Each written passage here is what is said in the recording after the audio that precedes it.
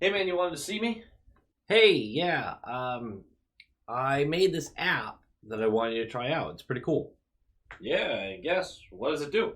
Yeah, it's an app that has two options. It'll tell you either how to win a cup in the next 3 years or how to win a first overall pick in the next 3 years, just depending which one you choose. I don't get it. Okay, for instance, when Low Quality Oilers fan tried it, when he chose how to win a cup in 3 years, it said fire Ken Holland. Okay, so what did it say for him to get a number one pick? It said trade McDavid. Some of them are really obvious, like obvious ways to get way worse or way better. Yeah, that makes sense. All right, I guess I'll try it. Yeah, give it a try. Click the button with the cup. It just says LMFAO. Yeah, Arizona got the same message. Seriously, dude, is this you just trying to dunk on me? Like, come on. I know you're interested in Shane Wright, though. What's the number one overall pick situation look like? Yeah, I guess.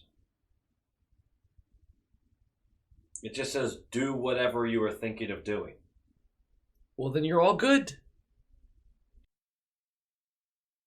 Low quality fans of a high quality Bruins team that is not a dub. Fudge. Fudge. This game was frustrating top to bottom. No one escapes without a little bit of blame, at least. And there were 3 injuries in the game. 2 on the Ducks, 1 for us. Just not, I don't care who you're watching for or what team you support.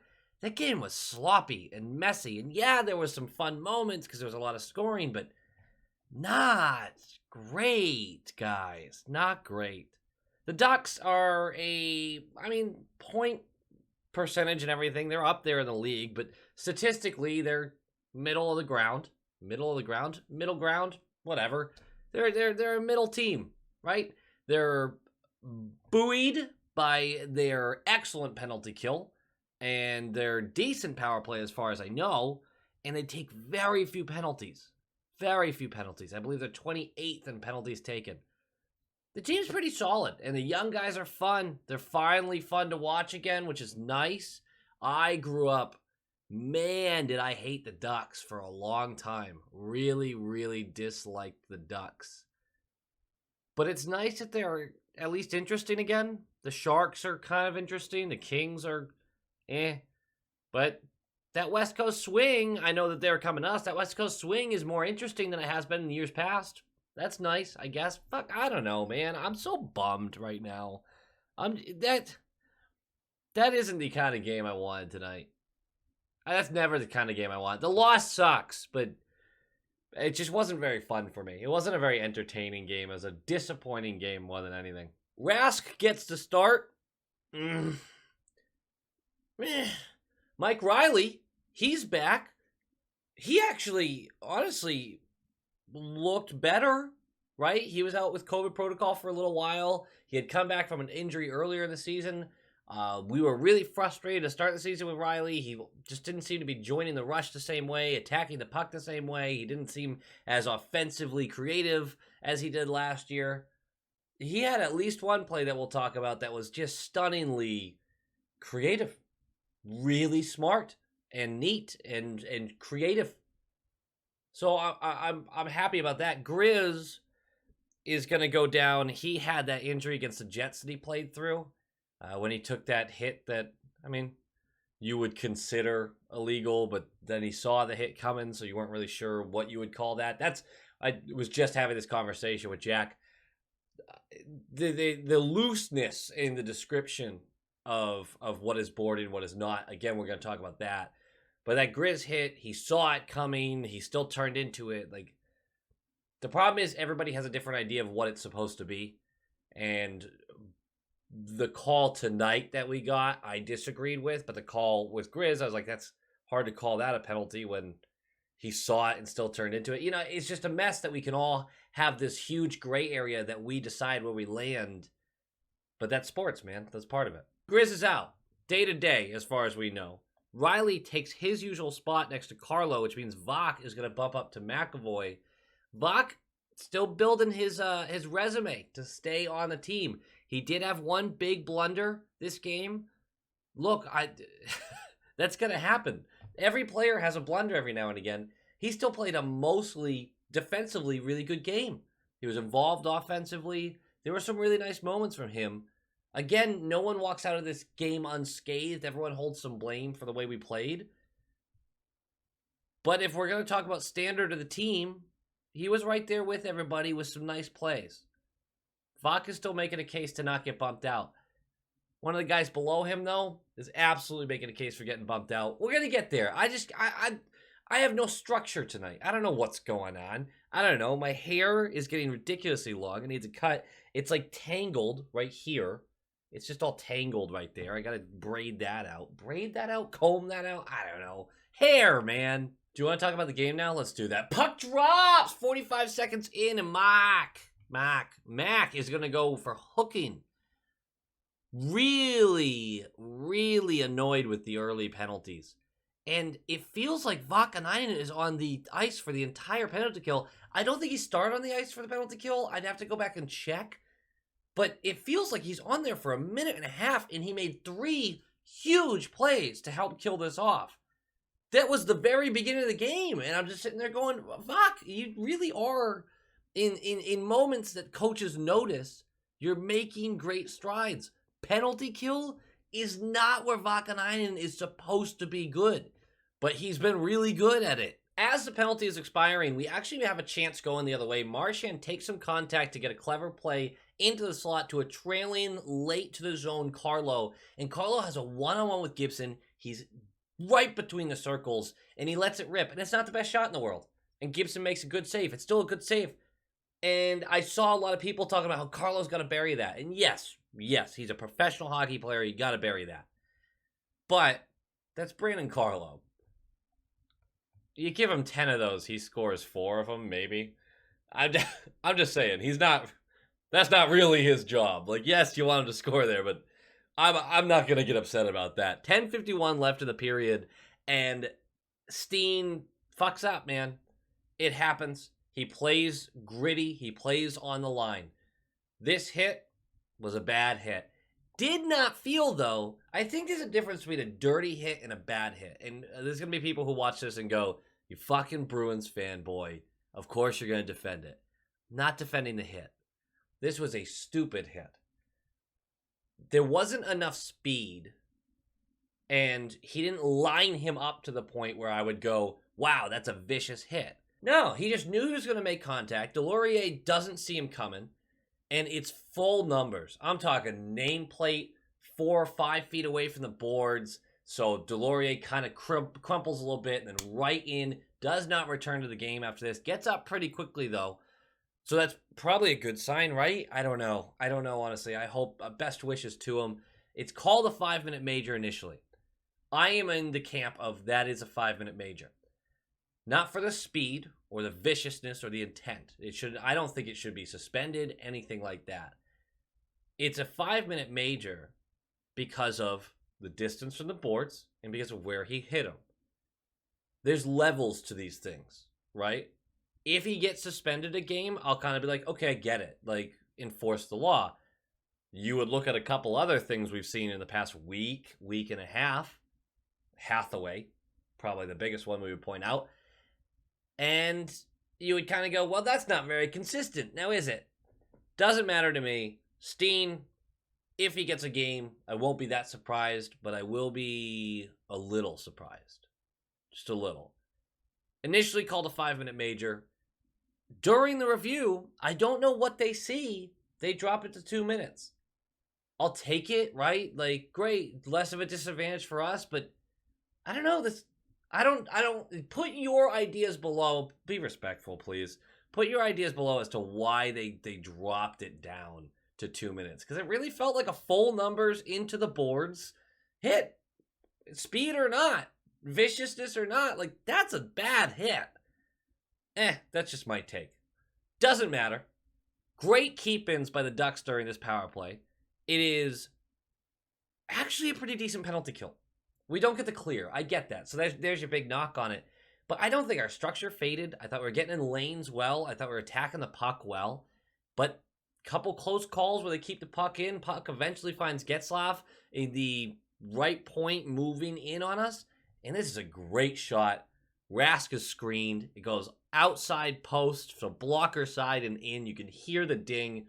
Not a lot you can do about that, right? It's a good penalty kill in my book that gets beat by a really great shot because good penalties allow shots sometimes. Good penalty kills allow shots. It happens. 1-0 Ducks. They probably deserve this because they probably deserved a 5-minute power play. And the next 10 minutes are a mess. It's just no one can connect on a pass. There's a few chances here or there. In fact, the shift right after the goal, the fourth line got right in there and just couldn't buy one. But everything after, just a bizarre sequence back and forth. And really both teams, the Ducks finished with 11 shots on net. Good for them. But no one could get anything going. No one looked good out there. Marchand was working his ass off, but just couldn't connect with anybody. We got done with this period at 1-0, and I am like, holy shit, we are winning this game. Because as a fan of the Bruins, I know we're playing poorly and we're going to turn it on. Now, if I was a fan of the Ducks, I would be saying the same fucking thing, right? Oh, we're just playing poorly, we're going to turn it on, we're lucky to have the lead. They outplayed us in the first. They weren't lucky to have that lead, but you know what I'm saying. I firmly believed we were winning this game after that first. Because I was like, well, it's not going to get worse. It did. 17 seconds into the second, Smith draws a slashing. 17 seconds in. The first period was 45 seconds in.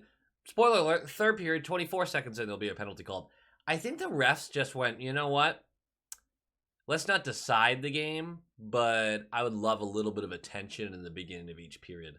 These are pretty legitimate calls, though, so I'm kind of talking out of my ass. Not only do we not score on this power play, Pasta gets a breakaway, gets stoned 5-hole by Gibson. Good save by him. Not only do we not score, but this is a replay that is going to come up probably a lot. Foligno toe picks / loses the puck off his stick. I don't know which one happened first. It looks like it gets off his stick a little bit. His skating jiggles, toe picks, goes down. Lundstrom grabs the puck, flies up. He's gone. Goes right around Pasta. Basically uses his weight to go around him. Pasta can't defend like this. We know it. This is Rask's bad one of the game. In his own words, a terrible goal. Pasta's given enough pressure that Lundstrom has one arm basically on his stick. Just one. And he just pokes it at Rask. Rask gets it between the pads and he's sliding. You know how goalies do that slide when they're going across and they made a 5-hole save? As he's sliding, puck just trickles out and finds its way into the net. Brutal. Going down 2-0, shorthanded goal off of an awful turnover. And in that moment, now Foligno we're going to talk about, but in that moment I went, no, man, I sort of defended you because I said you weren't a negative when I haven't seen really any positive from you. And I know not everyone agrees with this take. I just haven't liked Foligno this season. I don't dislike him. I just don't like him. Just middle of the road. That was a negative. A huge negative. Not really only his fault, for sure, but a negative.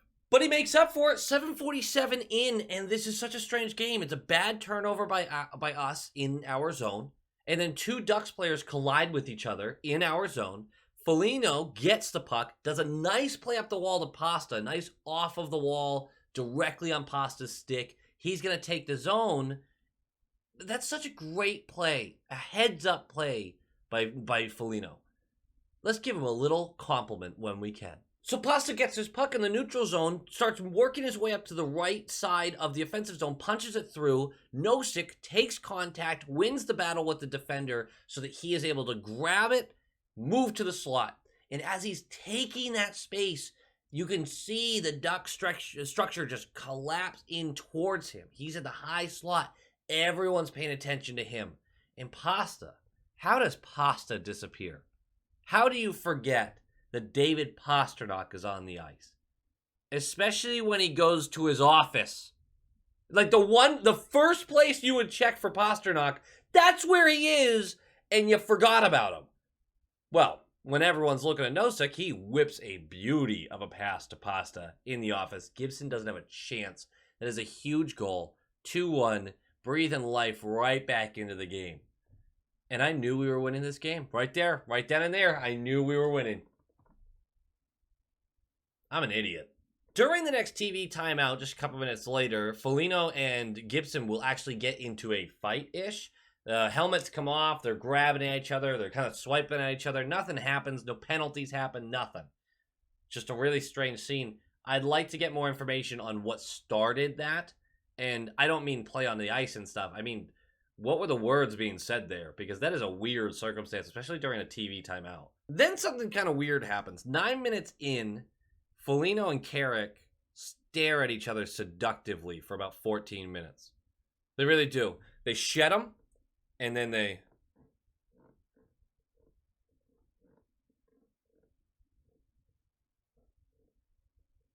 I mean, it was long. That was long. It was long. And then they finally go for it. Carrick looks like he buckles Foligno right off the first punch. Foligno bounces right back up. Carrick sort of falls, turtles, I don't know. One quick uppercut from Foligno, trying to give as good as he got. Refs are already jumping in because Foligno, when he fell, they were like, all right, we got time to split it up. That was enough for Foligno not to return to the game, by the way. And I don't want to speculate on the injury. That guy's a tough guy. Like, don't get the wrong sense of what I'm saying here, the wrong tone. He's tough. Something's wrong. He is getting hurt frequently. We already knew that was a risk. There's got to be something else lingering with him. That this might be an LTIR situation for a little bit. He needs to recover if he is going to be beneficial to the team, which I know is a selfish way to put it. But he needs to recover from whatever is ailing him. Because I'd really love to believe that this season is a representation of an injury, not of what he can actually do. Although, obviously, I don't want it to be a big injury that he's ailed with. God, I sound like an asshole with this. Now, this fight starts while we're in a transition into the offensive zone, so that super sucks for us. Also sucks because 30 seconds later, Nosek is taking shifts on the second line. I guess there was a reason to switch it up. Howla wasn't up to snuff or whatever. I don't know. Cassidy felt like switch it up. Promptly gets scored on. Not Nosek's fault. It's just really funny that Andrew pointed this out during the game. Like, oh, look at Nosek up on the second line. And immediately the line gets scored on. Ducks take the offensive zone. Getzlaf on the left point. Gets the puck. Dekes around Pasta. Just beats Rask blocker side. That's another one where, like, hey, this is a hell of a shot, but it's weird seeing Rask get beat by this stuff frequently. It's weird seeing. We're going to have our Rask conversation. I'm doing it at the end. I'm not only bashing Rask here. But that's just not what we're used to seeing from him. I mean, if you're a Rask lover, you sit there and go, well, that's not normal Rask, right? Like, that's not the same elite level we're used to. He's really trying to recover right now, and he's shaking off a lot of rust. That first game was really misleading. It really was. And we're lucky it's not 4-1. Zegras, after a really well-executed 2-on-1, just misses a wide-open net. A wide-open net. And it's still 3-1. Breathe a sigh of relief. Game is still in reach. And we're going to go to the power play. 5 minutes left. Hooking on the Ducks. Need one here. Might be one of those games, guys. It's a fucking howitzer blast from Pasta. Breaks a stick of a defender. Trickles in on the net. Gibson has already committed and is out of the way. Goes off the far post. Wide open net, but enough speed it bounces through Hall's legs and out. Might be one of those games, except for it isn't. Because Marchand is just filthy. It's puck retrievals that you love to see on the right wall. And he attacks the dot. He sprints in as if he's going to go right to the net, even though there's a crowd of people in front of him. And Taylor Hall had put his stick down. He is just inches beyond Gibson. And I swear Hall didn't even have to move his stick. He just left it there at an angle on the ice. And this is a laser beam from the Rat King himself. I swear he deserves credit for the goal. It was incredibly accurate. Just so hard off the stick that as soon as it hit Hall's, it was in the back of the net. A beautiful goal. It's 3-2. And right there, I knew we were winning this game. As I said earlier, 24 seconds into the third period, Vaca's going to go for high sticking, penalty kill time, killed it, and immediately get two big chances with Nosek, and we can't buy one. But I still knew we were winning this game. And then 4 minutes into the period, Rask makes a huge stonewall effort on Comtois, who's on the doorstep, open net, gets the pad there, and I knew, it's still 3-2, I knew we were winning this game 6 minutes in. High lob into the neutral zone. Vok goes to play it. Him and Mac are the only two back. Goes to play it. Bounces off his stick. Bounces off him. He tries to adjust. He eats fucking shit. So now it's a 2-on-1 sort of against Mac. Mac reaches. And this is Terry with the little dragon whip. Bend and snap. Anybody musical fans out there? Bend and snap. Anyway, dragon whip. And it beats Rask. High blocker. Stop me if you heard that one before. 4-2. And now all of a sudden, not super sure we're winning this game. There is a scary moment after this. Mahura loses an edge as he's trying to go around the net. Loses an edge, goes right into the net. I mean, they said it during the broadcast. Thank God that these nets now have give and they release rather than the poles that were in the ice and you would just break your clavicle on them every time you hit them. Scary because he stayed down for a while. He was clearly in a ton of pain. He eventually does skate back with some help. That's 2 ducks down. And I don't like seeing that kind of shit, man. No one does. It's just really, it sucks to see. I've already mentioned Foligno didn't return after the fight. That's just a lot of injuries for one hockey game.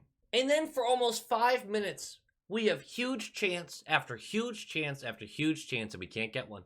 We just can't buy one. And then the Ducks get the puck deep. They go low to high. And Pataran just whips this thing from the right point. I do not know if it deflects off Hall or not. I couldn't really tell with the replay if he actually made contact with Hall. But it beats Rask. And it's 5-2. And now I'm pretty sure with, 9 minutes left in the game, pretty sure we're not winning. But maybe. But no. But maybe. No. We do have one last really fun shift, along with a few minutes of empty net. But before that, second line, just ferocious. Puck retrievals in the offensive zone, refuses to give up on it, won't allow the puck to get out. It all comes to a pinnacle when Riley comes down the left wall, is going to take some contact to make a play. And the play is he goes behind the back and whips it into the slot. Howla beats his man there coming from the right wall and just whips this past Gibson. That is such a creative pass, such high awareness. I'm going to believe personally that he knew this play was going to go this way and not he was just throwing it into the slot.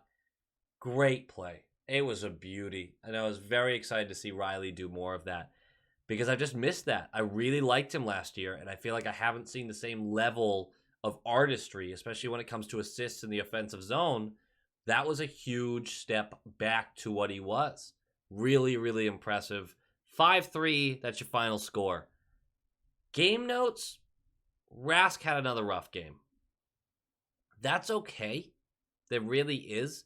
It sucks, and I know there's an argument for we shouldn't be making him do this during the season. He should be in the AHL or whatever it might be. There's a lot of different takes you can have here. If you're a big Rask person, like I am, then it's really hard for you to watch him perform this way because you're just not used to it. And it's a huge fucking bummer. He's going to need a little time. Cassidy said he probably needs 7 or 8 starts to get back to what he should be. He said that after the game. That's a little scary to think about. Especially if all 7 or 8 starts you get goaltending like this. He's getting beat by stuff. Is every goal his fault? No. But you got to remember that he's getting flat out beat on shots. That's not the Rask we're used to seeing. This isn't me piling on Rask. This is me saying, hey, as a goaltender, make a save. We didn't lose this game because of Rask. We got outplayed. But he certainly didn't help because he also got outplayed. Rask isn't there yet. First game with him was misleading. And that's I guess I'm a little surprised. I thought he would be a slow starter at first. I saw the first game and went, whoo. And I even said it. I was like, well, he's going to have one down game. It might be a little more than one. he's just, his positioning's there, but he's not making the saves that don't hit him in the crest, you know? I'm still all in on Rask. That's not really my biggest concern right now. I am a little bummed to see how he's performing right now, though. I mentioned Foligno out, upper body injury, did not play after the fight. I really mean it. Just put him on LTIR. Let this guy recover. Seriously. If I'm going to be honest, we don't need him in the lineup right now. We don't. The bottom six is working hard. The fourth line is gritty as ever. I'm fine there. Third line I still like. Second line I love. First line I love. I'm okay with him taking a break for a while because I really want to see the impact this guy can have on the team. You know, if he feels healthy and feels right. And it's starting to look like he hasn't felt healthy or right all season. Lastly, last year, if you were a fan of the program here, the YouTube channel, you'll remember me shitting on Connor Clifton basically every chance I got. And it wasn't like an enjoyment thing for me where I was like, I love dumping on a player because, again, if you've watched for a while, you know I don't really like being mean about players. I'm an optimistic guy. But Cliffy was a disaster last year. He legitimately was. Every game. Well, I guess every fourth game he had like a really good game. And the other three, you were like, what are you doing? At least twice a game, he'd do something. What are you doing? And then the playoffs come around. And I have to absolutely eat crow because he looks great in the playoffs. In the beginning of this season, looked pretty good. And I was going, damn, has he finally put it together for consistency?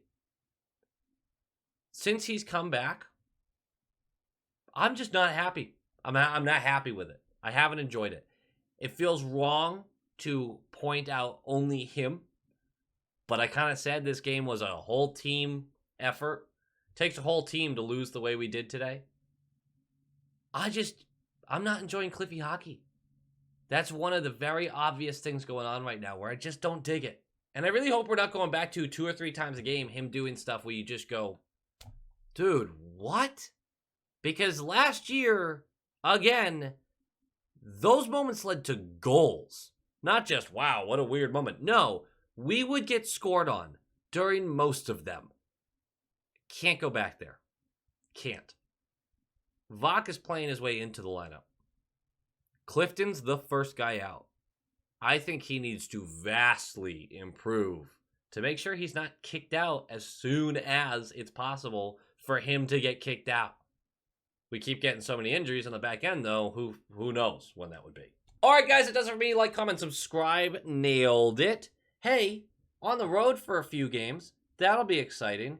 And then we're right back to face the Kraken in about a week. Also exciting. That's all I got. Go Bees!